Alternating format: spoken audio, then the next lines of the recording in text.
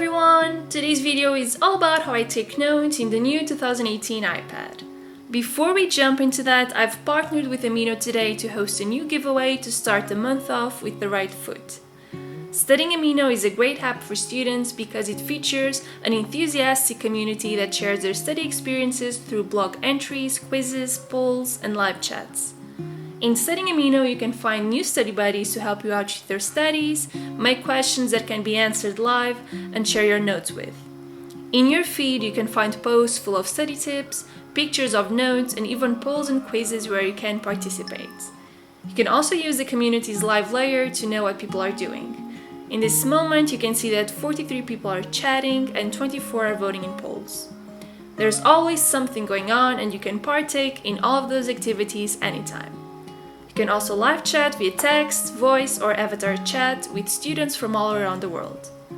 To enter the giveaway, all you need to do is join Studying Onenote and share a picture of your notes with the hashtag #MarianaStudyCorner. The winner will be randomly picked, so everyone has a chance to win. The challenge will run until May 15, and I will contact the winner afterwards. In this video, I was taking notes on my health law materials for the class I would have the day afterwards.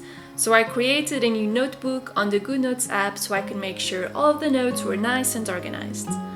I prefer to use the grids template in the GoodNotes app just like I do with paper. Since these notes were a short outline, I decided to use the minimalistic notes approach that I talked about in one of my videos, which I will link down below in case you're curious.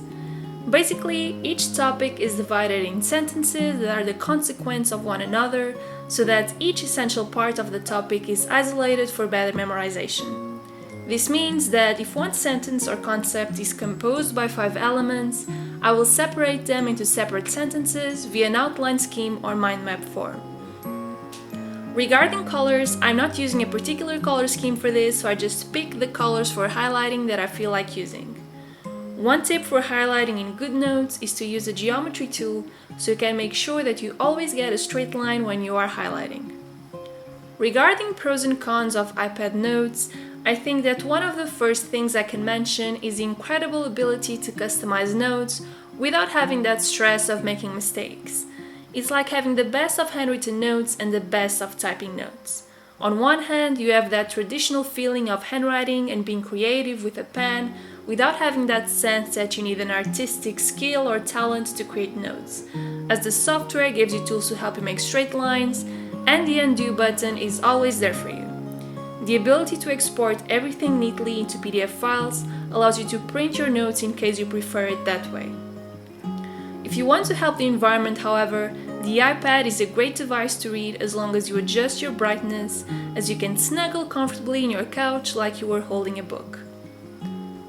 The bad part of taking notes on an iPad in comparison to typing your notes is the speed. I definitely cannot get the same speed while handwriting that I have while typing, so for my hardest classes, I still take my laptop to university with me. However, besides having to rely on a battery, I really see no issues in writing on an iPad in comparison to handwriting your notes. Although you make the initial investment, you end up saving a ton of paper and office supplies and get to adopt a more minimalistic and paperless lifestyle. You still get the same freedom as writing on paper, and the possibilities are endless depending on the type of software you're using. One thing that I loved doing again was the ability to create mind maps and doodles on the go. I'm a very visual person, so although I like the ability to get all the information I can get into my typed notes on a laptop, I always feel like my mind connects the dots better when I can draw arrows, maps, and circle things. GoodNotes is a very simple note-taking app, but if you are into OneNote, the Apple Pencil gives it a whole new perspective and the ability to create notebooks, tabs, record audio, insert PDFs and images, and then sync it between all of your devices. It's such a powerful tool.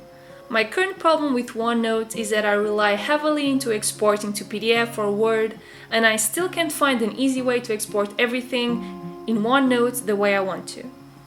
However, I definitely want to try out new apps for the iPad such as Notability and a ton of other apps that you guys commented on my last video, so I'll keep you updated with reviews when I get a chance to try them out. In fact, one thing that I think I will prefer with Notability and that I'm not enjoying in GoodNote so far is that in GoodNotes you have to swipe left and right to flip through your notes, while I prefer scrolling up and down like you'd normally do on a computer. Here I'm just exporting this page to my folder so I can access the document in my computer via iCloud, or even if I want to review those notes before class. So if you have been around for a while, you know I've wanted to launch a campaign to start raising funds to improve education all over the world. So I contacted Pencils of Promise and partnered with them to launch multiple campaigns to raise money to build new schools in underdeveloped countries. If you want to contribute, all you need to do is go to the campaign represent page, build a study corner, and buy a t-shirt. 100% of profits will be contributed to Pencils of Promise each month. If you prefer, you can also make a one-time donation over at their website. I will link all of that below so you can get started. I've also officially moved my book club over to Goodreads. Over there we can build an official book club library, you guys can create your own discussion topics without needing prior approval, create your reading challenges, events, and so on. This month's book has already been picked and you have until June 1st to read it. All information will also be down below. I hope you've enjoyed today's video and I will see you next week. Bye!